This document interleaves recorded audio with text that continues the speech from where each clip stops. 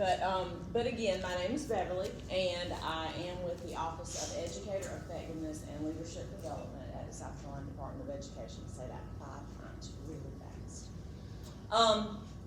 And what I have been tasked to do, as you heard in my background, I was not a librarian, I was not a school counselor, I am not any of those things, nor am I a speech pathologist or therapist.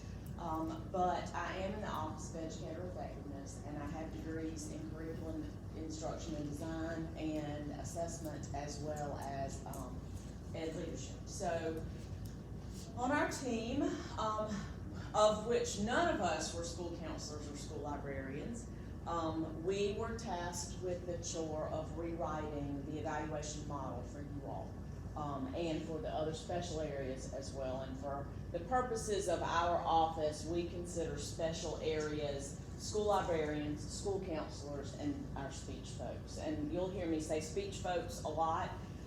If you were a certified speech therapist, we no longer, as the state, we no longer offer that certification for educators, but we do offer the speech language pathology certification. So we grandfathered in all the therapists, but we had to find a universal term that fit everybody, and folks works for me.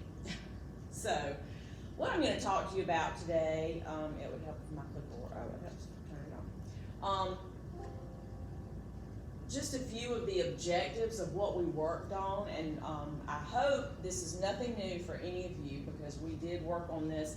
We began work on this in 2018, and we started convening advisory groups in the summer of 2018. And I'm happy, instead, if you don't want to eat up all your photo memory, I'm happy to send you this presentation.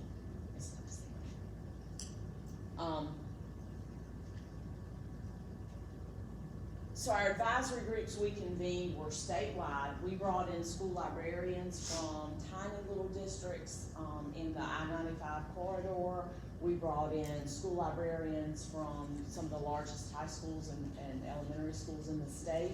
We brought in the folks from Carolina's LMS program. We brought in folks from district leadership, school principals, and school teachers to serve on this advisory panel and to kind of lead the work.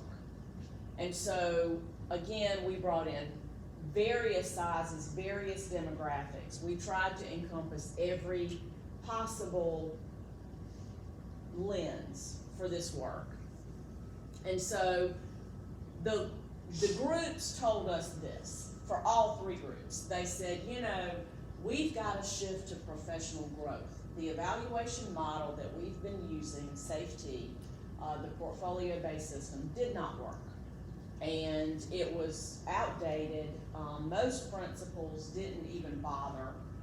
They would go in at the end of the year and sign off on a GBE that they had no clue what it even meant, if it was even done. And so the folks that we talked to truly wanted an evaluation model that encompassed what you do and to aid in growth. And so what we did was we shifted from that just checklist mentality to a model for professional growth. The advisory groups overwhelmingly requested a rubric, and so we designed a 4-level rubric, just like the ones that the teachers had just started using in 2018. We wanted to live with that SCTS 4.0 model with the teachers and kind of see that conferencing piece. Was it too much? Was it not enough? We wanted to live with the rubric for a little while with teachers before we started designing you all's rubric. And so that's what we did. Overwhelmingly, the thing that I heard most from my library advisory groups was, my principal has no idea what I have to do in a day. He or she thinks all I do is sit on the floor and read picture books. And that was for my elementary folks. My high school folks, they thought all that, they said their principals only thought they were supposed to check out Chromebooks or iPads and maintain that maintenance, or just check out books for research papers. And so we knew that your national standards had changed, and so we wanted to align the model to the national standards. And we wanted to eliminate all of the unnecessary paperwork that we possibly could. And we can't eliminate anything, well, I can't eliminate anything that doesn't have something to do with evaluation, but I could streamline the evaluation process.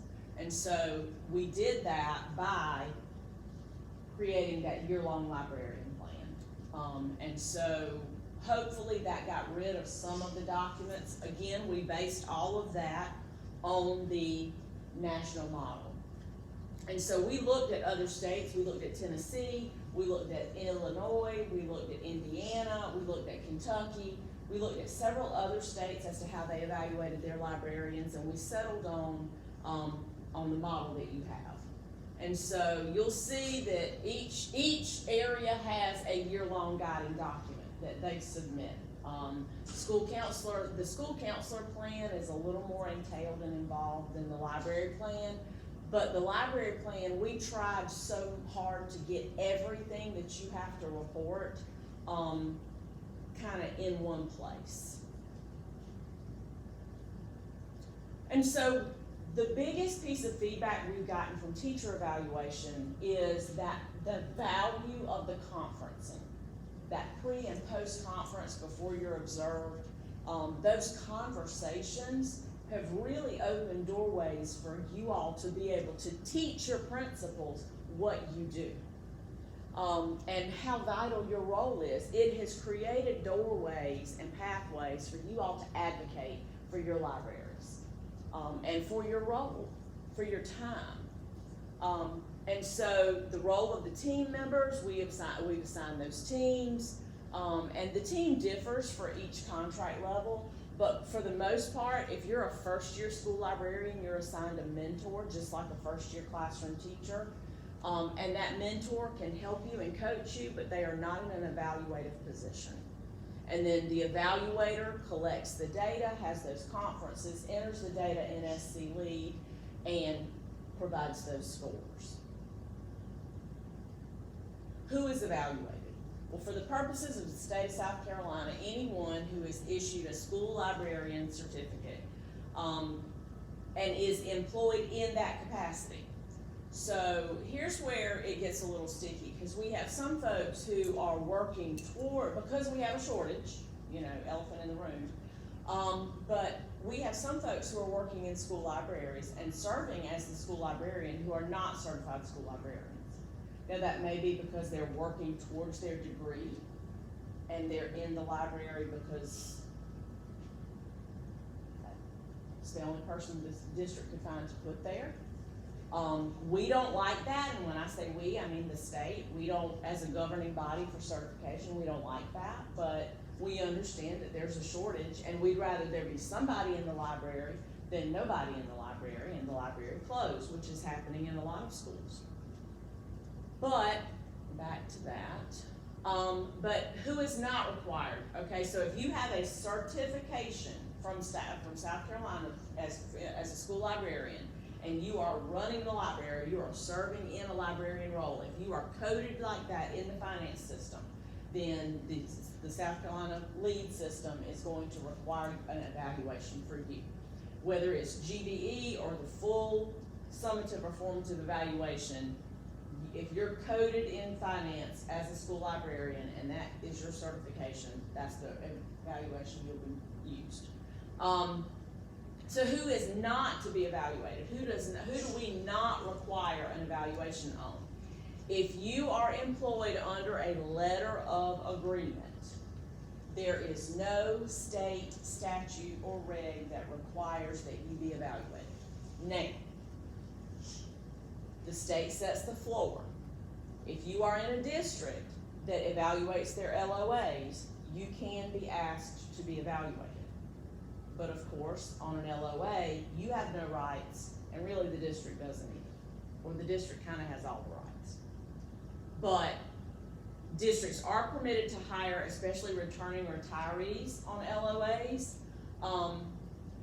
and then they are permitted to evaluate them, but they are not required to.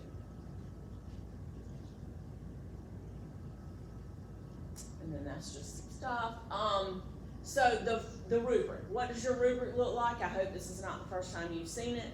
But the rubric is divided into 4 domains: instruction, environment, library services and management, and professionalism.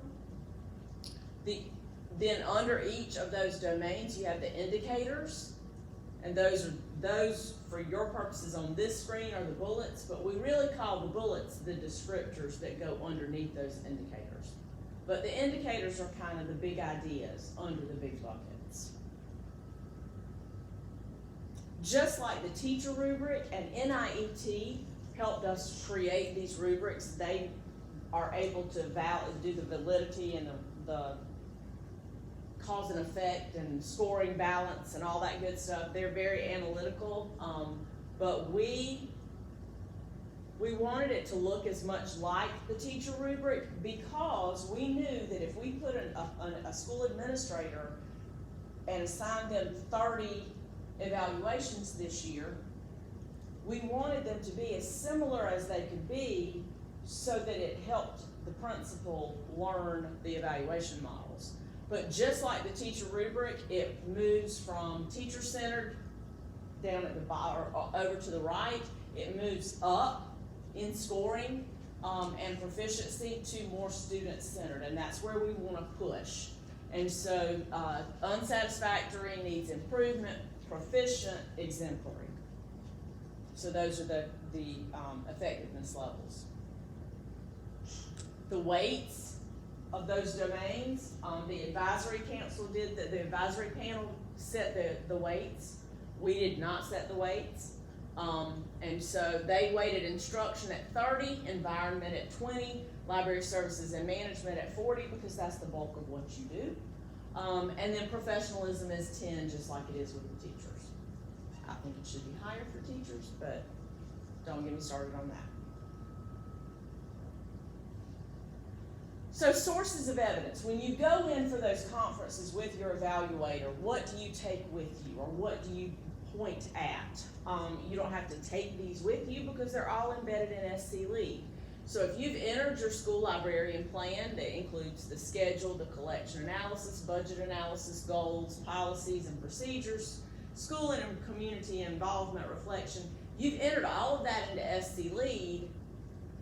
So you don't have to keep track of this piece and that piece and the other piece. And your evaluator can look at it anytime they want to.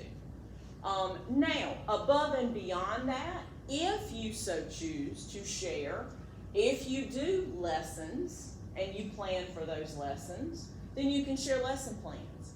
But this is the biggest question. This is the phone call I get the most from school librarians. My principal is requiring me to submit lesson plans, and I don't do whole class library services or lessons in my role. We understand that. That's not how we wrote the model. Nothing in the model requires you to teach a class of students for your evaluation.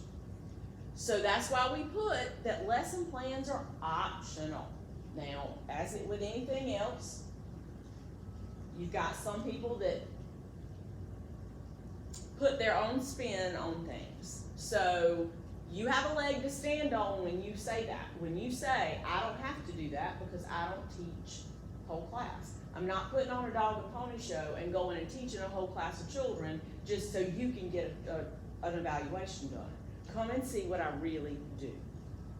You'll get all the answers you need to that evaluation model and on that rubric if you just come and see what I do.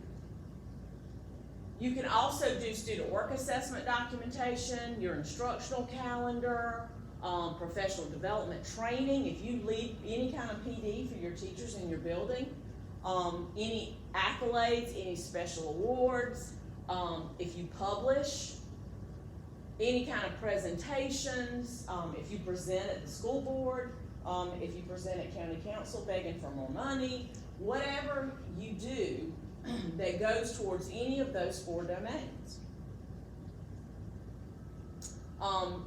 The evaluator has some scripted questions, and we had the advisory panel script those questions for us.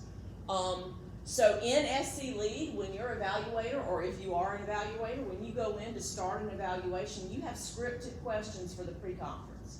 Now, you can go above and beyond that and ask more, but you've got to ask those scripted questions in order to find the evidence that you need, and we've aligned it directly to indicators so that you will be able to categorize that evidence. And then observations. We encourage different types of observations in the evaluator training in Moodle. Again, we stress not to require a whole class of instruction. And then those post-conference questions, there are required questions for the post-conference as well. And again, they're aligned to indicators in the rubric so that they provide evidence. Now, to the question about, or to the statement that my principal has no idea what I do every day. And we got that from all three special areas. It wasn't just librarians. So we've embedded something in you all's evaluation model that isn't in the teacher evaluation model. And it's a column for administrative support. There are sections in each domain, and there are sections in the guidelines. We inserted 5 extra pages in the actual legally binding guidelines that our state board issues with sources of evidence. We tell them where to look. Questions for the pre and post conference, and aligned for each, cross-referenced and aligned to each indicator. And then training, we've trained and trained and trained. We've embedded it in the evaluator training in Moodle. We do a special areas, I do a special areas training from my office for your district level oversight people. And actually I'm working right now on a survey to send out to you all to find out how can we make this better? How can we make the training better for our evaluators? How can we make the evaluator training stronger? How can we make the district level training stronger? Hi, Keisha. Does everybody know Keisha? You should. You've probably heard from her. Keisha is in our, Keisha Grant, stand up. Keisha Grant is in our office also, and she's my good friend. Keisha and I have been friends. We've worked together in one of our previous school districts for a long, long time. We bonded over our love of the 8th grade field trip every year. But Keisha works with school librarians from our office. Keisha, you want to tell them what you do for a minute?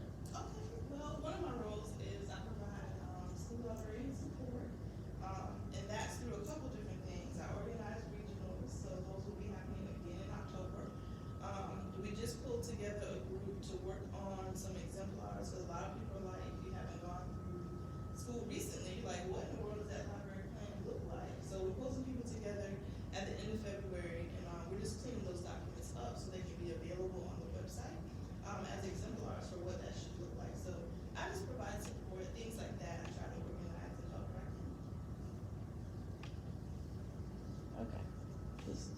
And the save the date is on the website for regionals. I have I included a slide with the dates, and I'm going to send this presentation to them once I get all these hidden. What is it doing? What you changed the input source? That's what happened. Let's see. What I was fixing to talk Is this about is a contract VGA? levels, and nobody really wants to talk about contract levels. Okay, this is a Unless we VGA. have- Oh, wait a minute. Go back to the. No, don't take me back to that one. Let me see. Is that the settings you were in? Yeah, I was on source. Yeah. It's VGA, so I don't know why it's not picking up on 1 or 2. It was working fine. All I was trying to do was turn off the automation. Next time, leave it on. That helps me a lot now. But it should be one of these. That's a VGA cable, so I don't know why it's not. Well, girl, we had the hardest time getting the VGA work.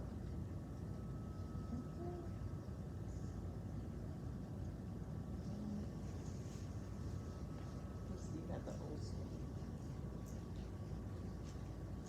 Old schools. Yeah, I'm looking for one. And too.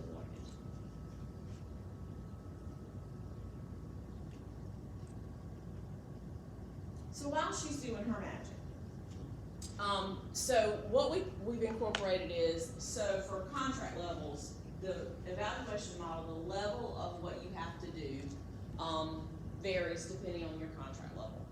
Most of you are probably what we call career changers. You were probably classroom teachers.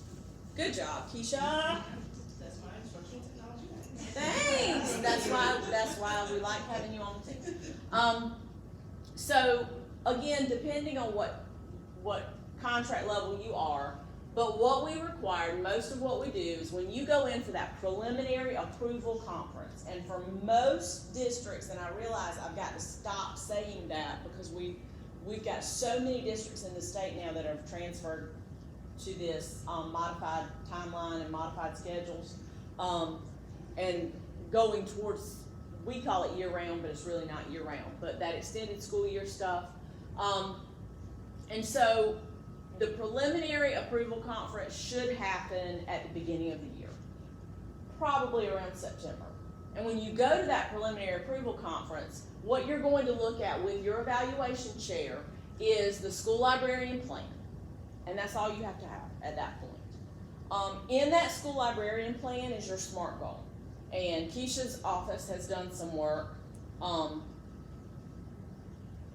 with drafting some samples, some exemplars, and I'm going to show you those at the end.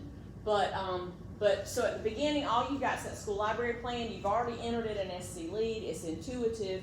You've already answered all the things. You've already filled in all the spaces. So all you do is you show up to your conference with your evaluation chair, usually your principal, and you sit down and you go through those things, okay? They approve it, they sign off on it, you sign off on it, and you carry on with life. Sometime during that preliminary cycle, which is fall semester, at some point you're going to, if you are formative or summative, you're going to have an observation. And at that pre-conference, which can be combined with the preliminary approval conference, you can combine those. The pre-conference must be announced. You must know about it ahead of time. It can't be a surprise. It must be scheduled within 3 days of the conference. And then within 3 days of the conference, the observation has to take place. And it has to be agreed upon. It's not a surprise. So then you, at the pre-conference is when you kind of say, okay, when are you coming? Well, this is when I want to come. Okay, so this is what I'm doing at that time. This is what you're going to see when you come in. If, for example, you are teaching a lesson to Miss Dawkins' English 1 honors group about Shakespearean language and how to research their term paper on Shakespeare, then you would have a lesson plan for that. You would bring that to the pre-conference and say, this is what you're going to see when you come in, this is what you can expect. They're going to take that, whatever documentation you bring, and it can be any of those things, but I'm just using the Romeo and Juliet as an example. If that's what you're doing and that's what they're coming to see, you're going to tell them these are the things you're going to look for, so that they can look at the rubric and say, okay, I'm going to find evidence for this, this, this, and this. If you give them a lesson plan, they're going to get evidence from that lesson plan. They're going to go on and be entering scores into your evaluation in SC Lead. And you won't see those until the post-conference, but they're entering them, okay, or they could be. So you're bringing all this, you have the pre-conference, you have within 3 days you have the observation, then within 5 school days after that observation you have to have the post-conference. So at the post-conference, what do you bring to the post-conference? Well, you're going to bring any documentation, any follow-up, okay? So if you taught that lesson to my 8th grade honors English about researching the Romeo and Juliet term papers, or better yet, say you're doing one on plagiarism.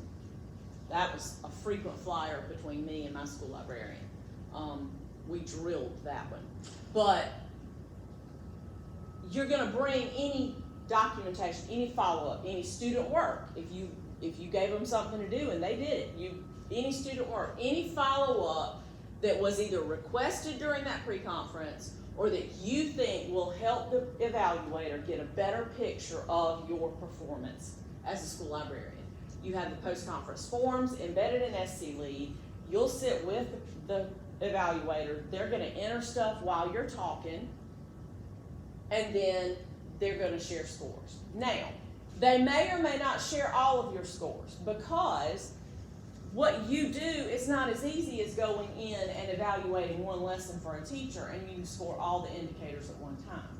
Your evaluation may require more than one observation to get evidence for all of your domains. So they may have completed a worksheet just for certain indicators for that lesson, but you would have talked about that during the pre-conference. You wouldn't get surprised at the end and think, oh, well, you didn't see what you needed to see. Yes, they should see what they need to see during for whatever indicators you've agreed to. So then at the end of the preliminary cycle, which is usually around Christmas break, you're gonna have it there. If you're on consensus, if your district is consensus and you've had more than one evaluator, then your evaluators are gonna have a consensus meeting. They're gonna gel up their scores. Then at the preliminary evaluation conference, which is at the end of the first semester, you are going to go back into a meeting with them and talk about, again, you're going to do a check-in on your school library plan. What progress are you making towards your goals? What adjustments need to be made? And then that is when they will share all of your scores for first semester. Now, if you're on a formative evaluation, like if you're on that 5-year research, if you've got all 3s and 4s for your first semester, you don't have to be observed again. That's just formative. If you are on a summative evaluation, you do have final requirements. But the final evaluation cycle is that spring semester. Again, if you're formative or if you are GBE, you're not going to be observed more than likely. But when you come at the end of that final evaluation conference, and I know of a lot of districts that are starting those in the next couple weeks because they've got to be done before contracts. But final evaluation conference, that's when you discuss you will complete a professionalism self-assessment, self-review in SC Lead. You'll follow up on closing out that school library plan. You'll look, okay, did I achieve my goals? You know, how did I do? What needs to be done? What progress was made? You'll sit down with them at the final evaluation conference, and they will complete your professionalism review, and they'll share your overall scores and let you know what your results for your evaluation overall were, and your recommendation for the next year. Again, pre-conferences at least 3 days in advance. All observations in the preliminary cycle must be announced. If you are on a summative evaluation, or if you are on a continuing formative and your fall cycle didn't result in all 3s and 4s, or if something's missing, then you will be required to have those spring scores entered. So we don't say that it's always, you know, and if you do have a final cycle of observation, it does not have to be announced. So observations, again, should address the indicators in 3 domains: instruction, environment, and library services and management. Only the evaluation chair scores your professionalism, and usually we ask that it be the principal, because professionalism ties into legality and contract issues, and technically the English department chair really should not be assessing a librarian on their professionalism. It should be an administrator. You'll do a reflection after each observation and enter that in SC Lead. It doesn't count for anything. It just helps the evaluator get some insight into, especially if you and they are very off. And we usually don't see that except with induction, brand new folks to the profession. Again, final cycle. Contract levels are tricky. Induction formative is a first year educator. You get an initial certificate for 3 years, your first time being certified. Most school librarians and school counselors are what we call career changers or path changers. and they're folks that start out in the classroom and go back and get their master's, and then transition from the classroom to the library.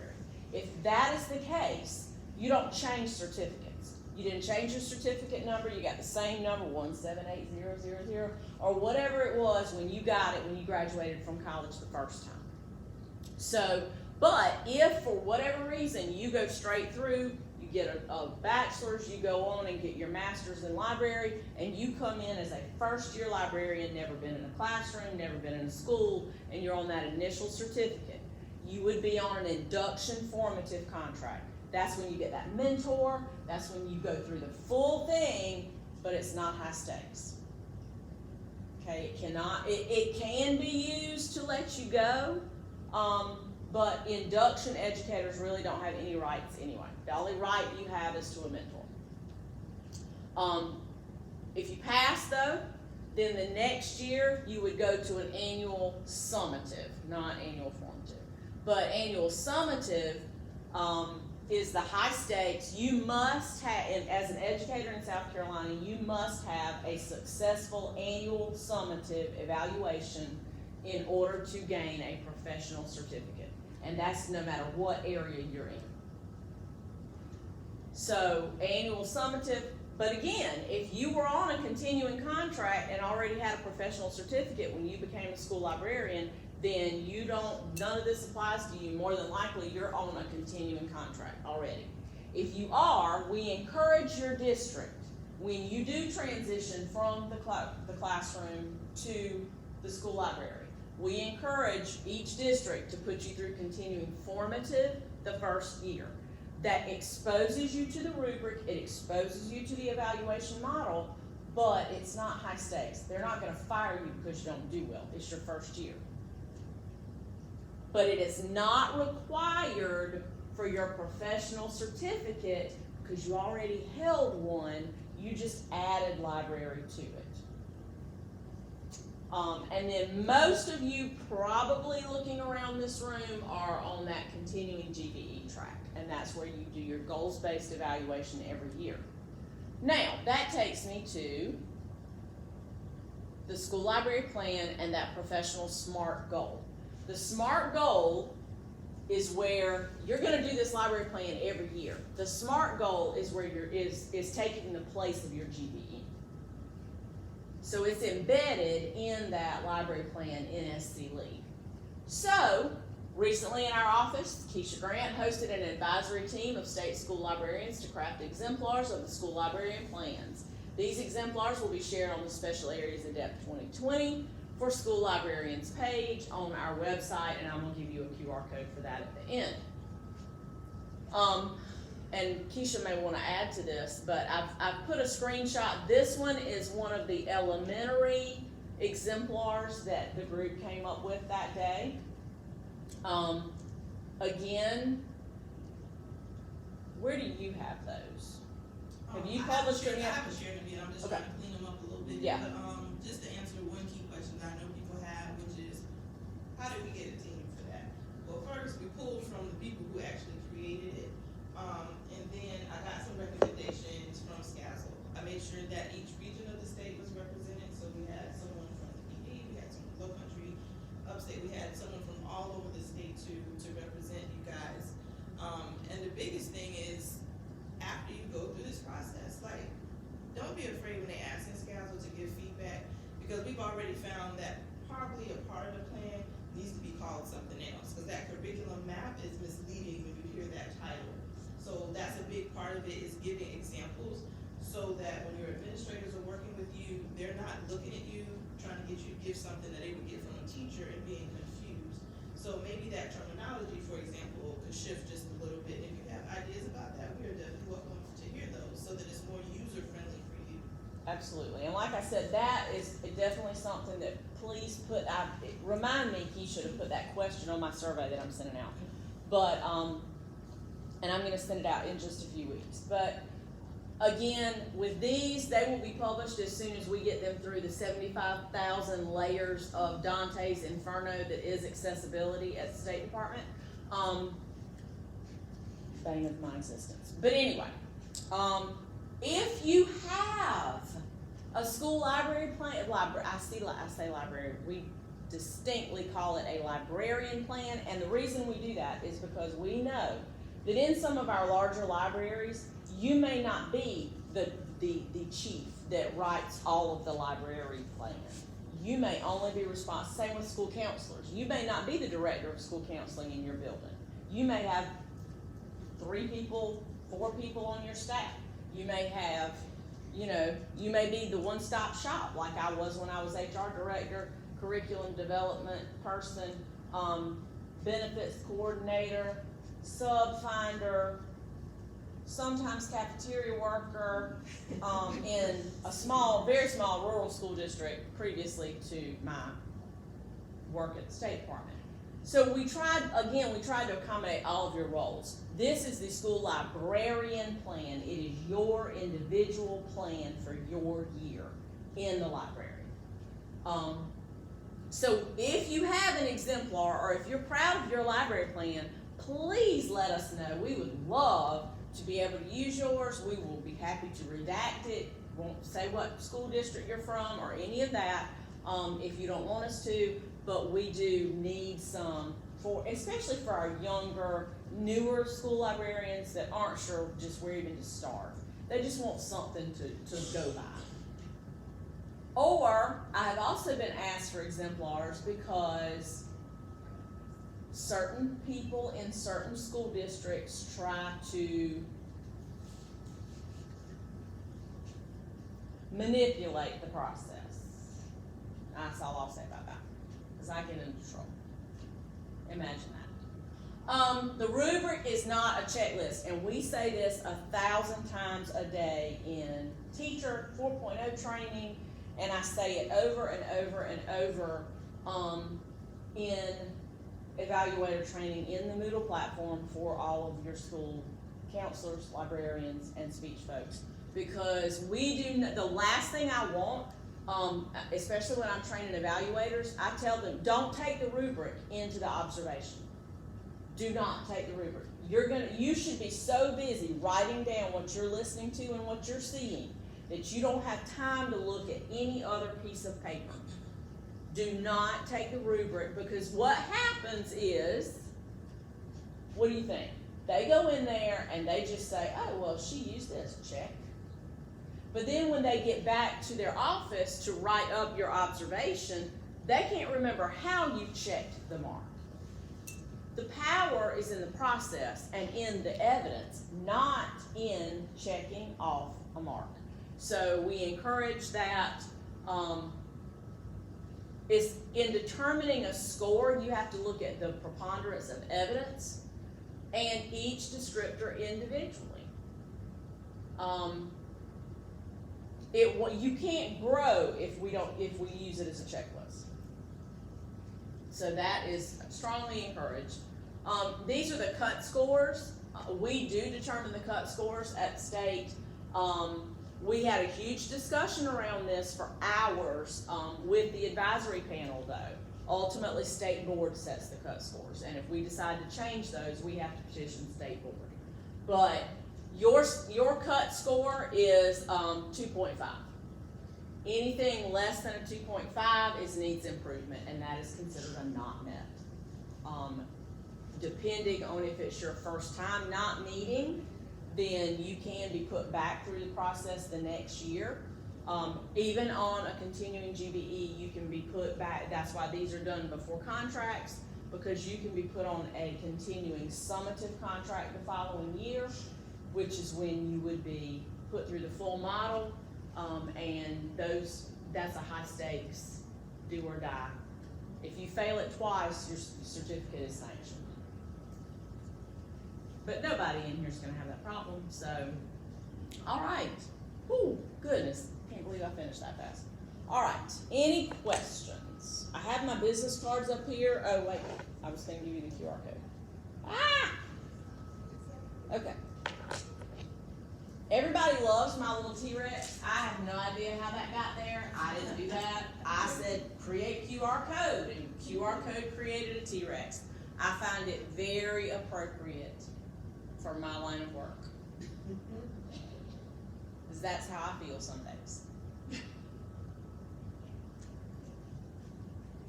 But seriously, any questions? Any thoughts? Has anybody been through the full evaluation? Has anybody had a conference? Pre-conference? Has anybody done an evaluation? Have any of you done the evaluator training in Moodle? Okay, what'd you think? It was a little over, I did it right when it first came out, it was a little overwhelming at the time. We have saved it, and we have created it so that once you have access to it, you should have access to it to be able to go back through it. After we do this, after I send out this Google, it'll probably be Google, but once I send out the survey and get some feedback, I hope that we'll be able to make some changes to it. I also did it by myself, it would have been nice to have a little bit of collaboration with the other district. We had some districts that did it, like they put all of their school counselor folks in a big room and did it together. I didn't get any feedback about how that went. The biggest thing with us was we knew it was one more thing to put on administrators, and we did not, we didn't want to make it such a burden that it kept folks from doing it. And I still have, I was on the phone yesterday with a district, I still have some principals that refuse to do the training. Mainly, and they'll tell me that they don't wanna be put on a team, they have too much to do, and they feel like if they don't get evaluator training, they can't be assigned. To me, that's refusing to do the job, but, that's the HR. But seriously though, I mean, please give us feedback, please give me feedback, because I'm not a librarian, I don't pretend to be.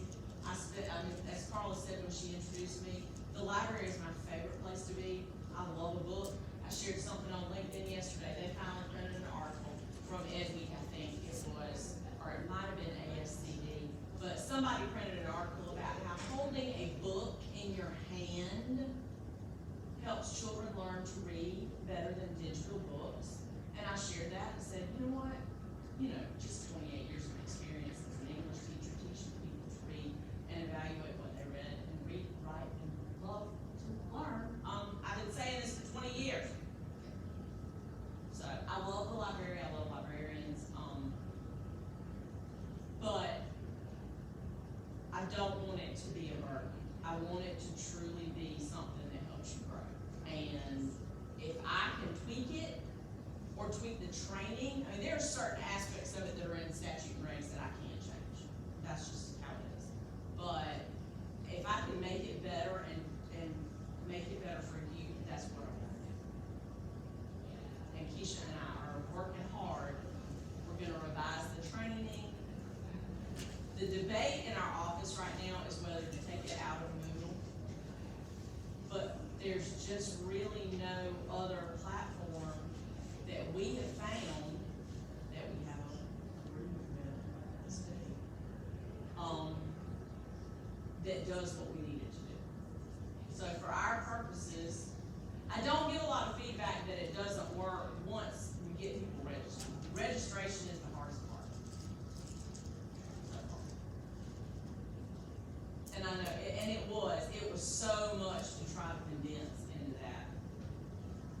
But we tried to keep thinking, okay, if I'm an administrator in a building and I've got 50 teachers on formative or summative, so I'm gonna have to do 50 observations this year, and I'm the evaluation chair for everything, I gotta get trained in all 3 of those modules. We wanted it to be able to be done in one time. If you have any questions, like I said, I have my business cards up here. This just takes you to the website, but my business cards are here. I'm happy to give you one. I'm happy to answer emails, phone calls. I'm happy to send you the slides. I'm happy to send you my, the survey. I will be working with Keisha, and Keisha, you have the listserv, right, for, And so that's how I'll send out the survey. I also will post it on the website. But you'll get it faster for email than, like I said, 75,000 levels of accessibility. I understand the need for accessibility, but I also am impatient. I'm a verbal, and want it, put it on the website. I proof it better than anybody in the media proofs what they post. Girl, nothing is the bane of my existence like reading an article on a national news website and seeing all kinds of grammar mistakes. It just sends the English teacher in me right over the edge.